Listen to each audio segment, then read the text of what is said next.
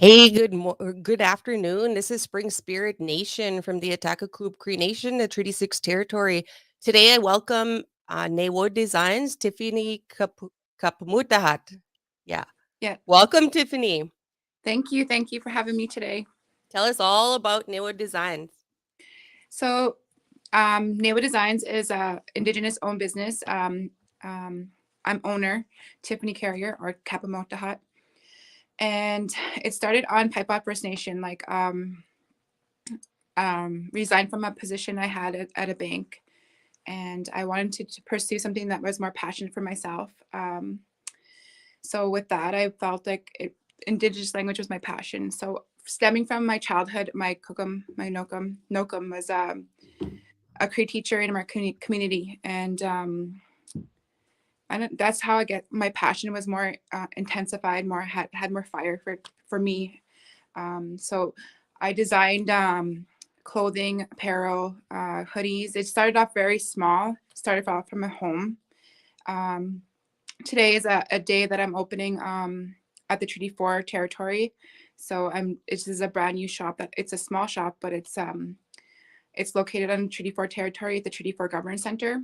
And so yeah, when I first started, I was just I was sole owner, and it's also a registered Saskatchewan business now. Mhm. And yeah, that's how far I am with it now. So, Tiffany, I'm seeing a lot of young entrepreneurs coming out. We're tired of wearing crooks and castles. We're tired of Nike. Sorry, Nike, but we want to wear our own designs. So, there's a few coming out or that have been out, like Nehio Hustle Clothing from My Yeah. Reserve and Cree Rhythm, also, just to give those guys a shout out, and all of that marketing behind it. So, can you tell us just the journey of a young Indigenous woman from Pipebot to get a business license? What was that like? What was the first thing you did? Well, you definitely need a mentor. Like my mentor is Kendall Nutmaker, Mhm, and I was a part of academy, like his cohort academy, and mhm, it guided me because there was the other cohort members. They were guiding me throughout. They had their insights. I connected with other Indigenous businesses. Questioned them. A lot of communication, a lot of networking.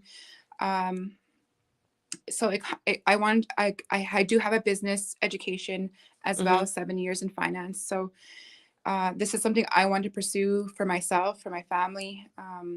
The marketing issue for that was just to become a registered business took me a year. Um, mhm, there's a lot of obstacles, a lot of barriers, a lot of funding issues. But right now, there is a lot of funding in place for other women entrepreneurs, Indigenous women entrepreneurs. mhm. Um, but it did take a while for me. It wasn't just bang like that. It did take some time, a lot of test and trial, a lot of error, and a lot of some tears, throughout the way. Mhm. But kept in mind that I'm going to carry on with this because it's my passion. It's something I want to do for my career. Mhm. So yeah, with that, just a lot of connecting with other Indigenous businesses that have been there for a while. I would suggest that's the way to go. Mhm. Connect with others, connect with other Indigenous women, ask questions for sure. Mhm. So, with your mentor, what with Kendall Netmaker, I know that he's out there a lot. I see a lot of promotion with Kendall, and they're doing really great. Or he is doing really, really great. And he started just like you did with a clothing idea and a clothing design, and boom, like he just pursued it. Are Do you have those same or similar aspirations? We're a similar industry, yes. I think a lot of my competitors right now are a lot of males. I do see some female competition towards me, but with the Kendall Netmakers, his he's more of like a motivational speaker, as well Mhm. as having his clothing in line with him. Um, I find myself as I'm promoting the Indigenous language. I'm trying to inspire others, encourage others, to continue on learning. visually, Hmm. Sounds really good. Give us some history on behind the name nêhiýawiskwêw Designs. So nêhiýawa in the Cree term is four.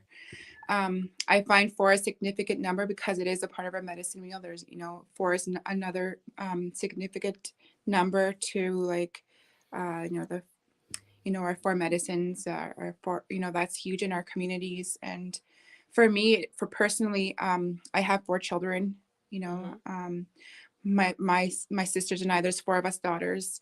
So it just felt like it suited, the name that was chosen was suited well for me.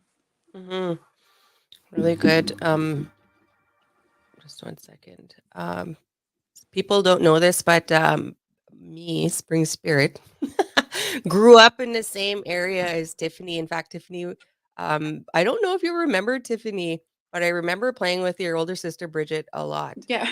And Pipot. Yeah, so we lived on top of the valley and it was so cool. Now it's really great to see you growing up and to have these goals and aspirations and these dreams. Do you find the location of being near a major city assists you or helps you with that? Well, I was given this opportunity of this space I have now in Treaty 4, located in Treaty 4. It just came to me like it was an opportunity. I took it. The Treaty 4 board offered me this space, and Hmm. I didn't want to pass up this opportunity. So I am 40 minutes away from Regina. I had opportunity to have a shop in Regina, but I felt this was better to have it here, Hmm. in our homelands. And I do remember like my sister Bridget was just actually here. She was visiting the store. She just left about half hour ago. But yeah, she came and visited it out, and my other sister Vanessa or Holly, she's gonna stop by shortly as well. And yeah, I do remember. I remember. Yeah. Um, I used to show up with my mom used to dress us up in little dresses, and Mushum Kenny, who just lived probably in between us, used to chase us with a tractor. And I know I used to have skinned knees like all the time.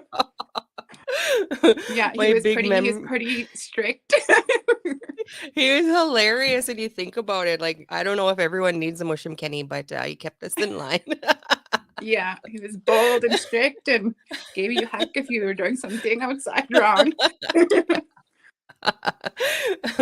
So back to your new designs, your store.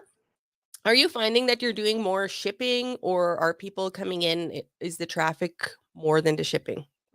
Well, today is the actually first day opening the shop, so in store, Hmm. physical, coming to look at it. So I will have to kind of see how it goes in the next few months. But Hmm. with the online shopping, that was more preferred during the pandemic. So now Hmm. that there's no mask mandate right now, and maybe it'll draw more customers to come in to visit me here. So Definitely a location to check out. Treaty Fort territory is beautiful, and I know that they're doing a lot of really cool things. I know actually want to plan a tour just for myself to maybe you can help me out with this. It's like a holistic hospital or something. Do you know what it's called? oh, All Nations Healing Hospital. Yeah, That is it's it. right next Yes. door. Yeah. Oh, awesome. So I plan on going to visit the All Nations Healing Hospital in April, and I will definitely stop in at Naywood Yeah. Designs. Yeah. Yes, Yeah, I'm and I do excited. have a lot of new items on my store website at www.nêhiýawiskwêw.ca. Uploaded some new designs, some new merchandise. So yeah, it'd be good to check it out. If you're not in the area, I ship out to you. Mhm. www.naywooddesigns.ca. Yeah, Is that correct? yeah. Okay. And I just asked for an email if do you do motivational speaking as well? I've never done that yet, but Mhm. I do. I'm going to be working with the University of Regina, but it's just in the making right now. It's in the process for the Truth and Reconciliation T-shirts. Mhm. So that's something new for me. It'll be coming up in May. Wonderful. So I have if you're ever interested in putting together a marketing conference, young Indigenous, aspiring young Indigenous woman, and now established with a building. Her email's at the bottom there, newodesignsk@gmail.com. newodesignsk@gmail.com. Getting some notifications here. So if you have any comments or questions for Tiffany, uh, put them in the comment section if you're watching and enjoying this. So Tiffany, what how many years did you spend at a bank before, and like did you always have the notion in mind that you wanted to be a business owner yourself? Yes, absolutely. Well, I had 7 years in finance, so I started off with, first job I had was with my First Nation reserve. It was in finance, and then I moved up to SIIT in Saskatoon. Then I moved to SICC's Indigenous Culture Center, and then Saskatoon Tribal Council. Then I moved here to Fort Capel to work for Peace Hills Trust, Mhm, and that's when the pandemic hit. And it was mhm, something I wanted to, it felt like it was my time to begin something for my family, for myself. You know, I want to be more at home. I want to safeguard my children at the same time. And it started off with me and my children. Like we're like, let's start doing something. It was a craft time, and we started making T-shirts, hoodies, and then it spiraled into this what I'm doing now. Um, mhm, my children are still helping me not create the clothing, but they help me with the operations. And my oldest daughter, she's 21. Her name is Kayla. She is going to be running the store while I'm not here. So and yeah, so it just started off as a family thing, and then it ended up to this, something that I kept going. I didn't want to mhm, stop, mhm, and I recently lost my dad at the end of January, and it put a halt towards a lot of things for my business, because I was mourning, I was grieving, and but he told me not to give up, and that word akamemo plays a big part in my store, and this is what I'm doing it for him. I'm doing this in memory of him, and um, I'll continue on the way he said mhm. to do. Akamemo. So you heard that Neo Designs um, enriching, promoting the Nehio language. We have a comment on from my one of my most loyal listeners, Hazel Emma Hennique. She's my mom for anyone who doesn't know. Tiffany kapimohtahat, you would be an awesome motivational speaker. So that's a nice Thank you, comment from thank Hazel. you. I know your mom. I met her a few times when I was small. I remember. Give me one second. I definitely would go out. I still have that public speaking, fear, but I remember you asking me quite some time ago, and I was like, oh, I'm not ready yet to come onto your podcast. So Yeah. Do you have any shout outs? I know you spoke of your dad and Bridget and Holly. Do you have any shout outs, or you can even give them shout outs again, for the people that have pushed you and supported you every day? I feel like my number one supporter was my dad, my late dad, and my children, of course. My oldest Kayla, my son Bryden, my daughter Samara, and my son Kane, and I have 4 children. Mm-hmm. Um, I also want to shout out. I have a new partner in life as well. His name is Marshall Thompson, and um, he's been supporting, and coming and help me. He's here today, but I cleared out the room. But today was the first day opening the shop, so Mm-hmm. this whole building is open from Monday to Friday, so not very much traffic flow yet. So Mm-hmm. yeah, That's really cool. I'm so proud of you, and I'm very impressed. And it's so good to see Indigenous female entrepreneur out there.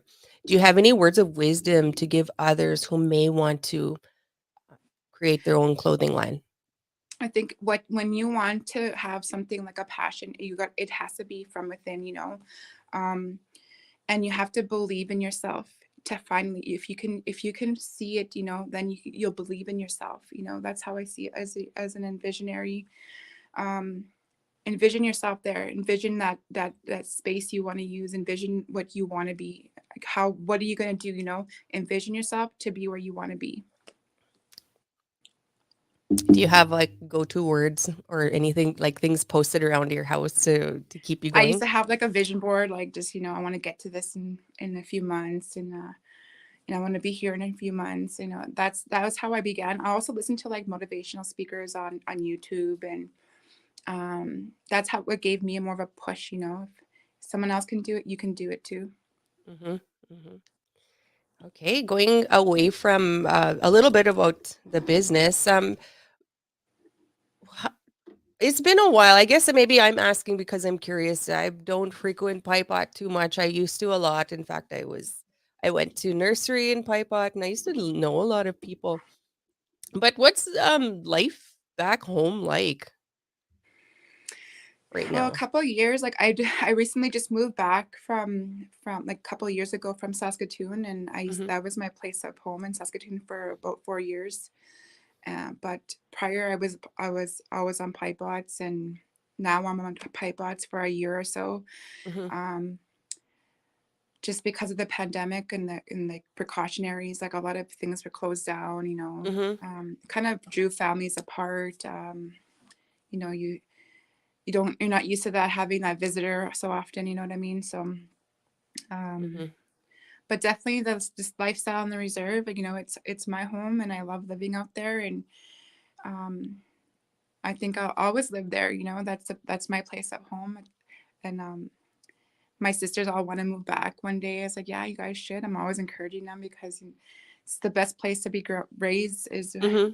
reserves, First Mm-hmm. Nation. Do you have any product near you that you can just kind of show the Yeah, viewers? I'll just grab a couple here. Sure. Tiffany kapimohtahat, nêhiýawiskwêw.ca is her website. Today is the opening of her shop, and it's in the Treaty 4 territory in Fort Capel. So I do have some of the new products I have. Like these were like a little in my store for some time, but they've been upgraded, more quality. So this is nêhiýa with the Cree syllabics, and it's stitched. So I do a lot of embroidered work.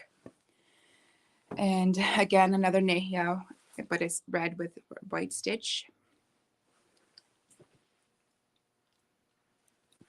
And I have some of these. These are not stitched, but they're heat pressed vinyl Ooh, squill. yeah, I like that. And my children are half from CTK and half from Pipot. So Mm-hmm. I tried out a new word that says Nakan, which is Nakota. Wow, that's cool. Yeah. And I do have the strong, resilient Indigenous, like a universal, if you're, I know there's different language groups in the Treaty 4 area and as Mm-hmm. well in Canada. And I do have the Treaty 4